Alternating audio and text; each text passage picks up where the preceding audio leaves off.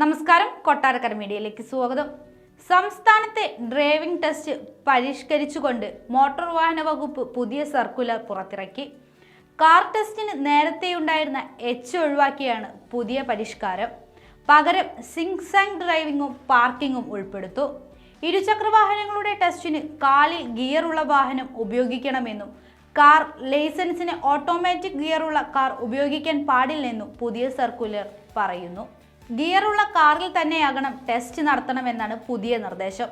15 വർഷത്തിൽ കൂടുതൽ പഴക്കമുള്ള വാഹനങ്ങൾ ടെസ്റ്റിന് ഉപയോഗിക്കാൻ പാടില്ലെന്നും സർക്കുലറിൽ പറയുന്നു. പുതിയ മാറ്റങ്ങൾ മെയ് 1 മുതൽ പ്രാബല്യത്തിൽ വരും. വാഹനങ്ങളുടെ റോഡ് ടെസ്റ്റ് റോഡിൽ തന്നെ നടത്തണമെന്നും സർക്കുലറിൽ പറയുന്നുണ്ട്.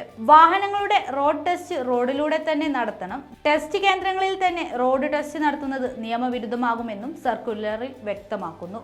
വിവിധ തരത്തിൽ വാഹനം പാർക്ക് ചെയ്യാനുള്ള പരിശോധനയും കൊണ്ടുവന്നു. ഇരുചക്രവാഹനങ്ങളുടെ ടെസ്റ്റ് റെക്കോർഡ് ചെയ്ത് സൂക്ഷിക്കണം. ഡ്രൈവിംഗ് സ്കൂളുകൾ കൊണ്ടുവരുന്ന കാറുകൾക്ക് ഡാഷ് ക്യാമറ നിർബന്ധമാക്കും. ടെസ്റ്റ് ക്യാമറയിൽ റെക്കോർഡ് ചെയ്യണം. ലൈസൻസ് ടെസ്റ്റിന് ശേഷം ഈ ക്യാമറയുടെ മെമ്മറി കാർഡ് ബന്ധപ്പെട്ട ഉദ്യോഗസ്ഥൻ വാങ്ങി വീഡിയോ സേവ് ചെയ്ത് സൂക്ഷിക്കണമെന്നും സർക്കുലറിൽ പറയുന്നു.